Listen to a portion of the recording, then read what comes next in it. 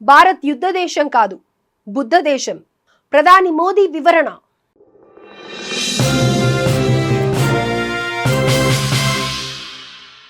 పహల్గామ్ ఉగ్రవాద దాడికి భారత్ ప్రతీకారంగా చేపట్టిన ఆపరేషన్ సింధూర్ పై పార్లమెంట్లో వాడివేడిగా చర్చలు జరిగాయి. ప్రభుత్వం, ప్రతిపక్షాలు పరస్పరం విమర్శనాస్త్రాలు సంధించుకున్నారు. విపక్ష పార్టీలు చేసిన ఆరోపణల నేపథ్యంలో ప్రధాని మోదీ విరుచుకుపడ్డారు. సింధూర్ పై 16 గంటల ప్రత్యేక చర్చకు సమాధానంగా ఓవైపు వివరణ ఇస్తూనే మరోవైపు గత కాంగ్రెస్ ప్రభుత్వాలు ప్రతిపక్షాలపై విమర్శన అస్త్రాలు సంధించారు. ఆపరేషన్ సింధూర్ అలాగే ఆపరేషన్ మహదేవ్ పై మోదీ ఏమన్నారో ఈ వీడియోలో చూద్దాం.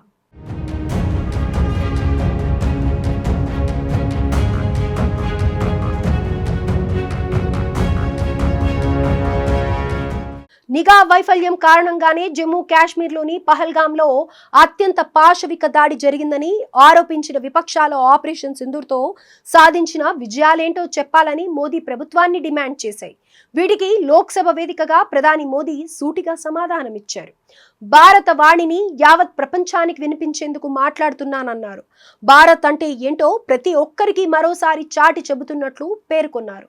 ఉగ్రవాదానికి కుంభస్థలం అయినటువంటి పాకిస్తాన్లోని ఉగ్రవాద స్థావరాలను నేలమట్టం చేసినందుకు పార్లమెంట్లో విజయోత్సవం నిర్వహించుకున్నట్లు ఉందన్నారు మోదీ. అలాగే ఉగ్రవాదానికి తల్లివేరు వంటి పాకిస్తాన్కు సింధూర్ చేపట్టి తగిన బుద్ధి చెప్పామన్నారు.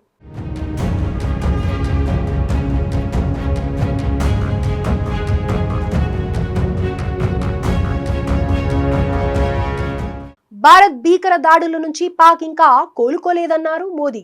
దాడులు మళ్లీ జరగొచ్చని, వాళ్లు ఇప్పటికీ భయంతోనే నిద్రలేని రాత్రులు గడుపుతున్నారని చెప్పుకొచ్చారు.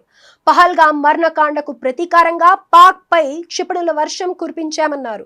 కేవలం 22 నిమిషాల వ్యవధిలోనే కీలక ఉగ్ర స్థావరాలను నేలమట్టం చేశామన్నారు.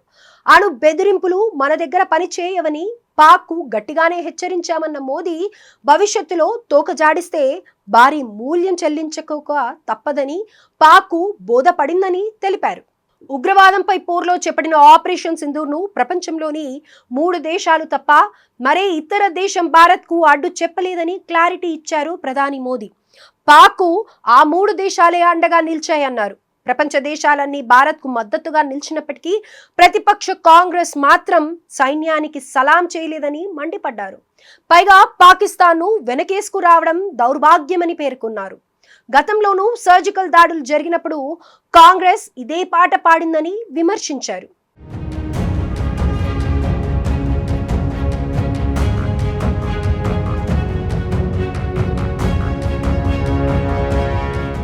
అలాగే ఆయుధపరంగా ఎంత పటిష్టంగా ఉన్నప్పటికీ శాంతి కోసమే భారత్ ప్రయత్నిస్తుందన్నారు మోదీ.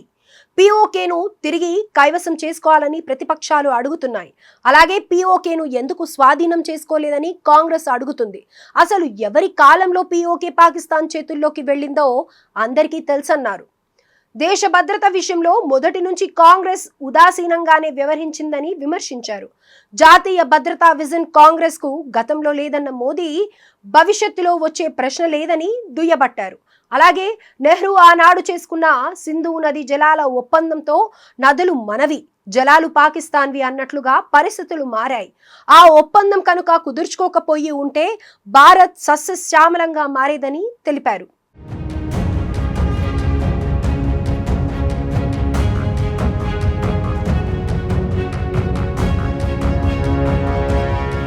మన హోంమంత్రి, రక్షణ శాఖ మంత్రి చెప్పిన మాటలకు కాంగ్రెస్ కనీస విలువ ఇవ్వట్లేదని మోదీ మండిపడ్డారు. పాక్ రిమోట్ కంట్రోల్ తో కాంగ్రెస్ పనిచేస్తుందేమోనన్న ఆయన కొందరు కాంగ్రెస్ నేతలు ఆపరేషన్ సింధూర్ను తమాషాగా కొట్టిపారేశారన్నారు. మన సైన్యం అద్భుత విజయాన్ని చూసి కాంగ్రెస్ కళ్లల్లో నిప్పులు పోసుకుంటుందని ఆగ్రహం వ్యక్తం చేశారు. ఆ తర్వాత ఆపరేషన్ మహదేవ్ లో పహల్గామ్ ఉగ్రవాదులు ఎలా చనిపోయారని ప్రశ్నిస్తున్నారు. జాడ కనిపెట్టి ఉగ్రవాదులను మట్టుబెట్టడానికి వారాలు, తేదీలు, ముహూర్తాలు చూడాలా అంటూ తీవ్ర స్థాయిలో ధ్వజమెత్తారు.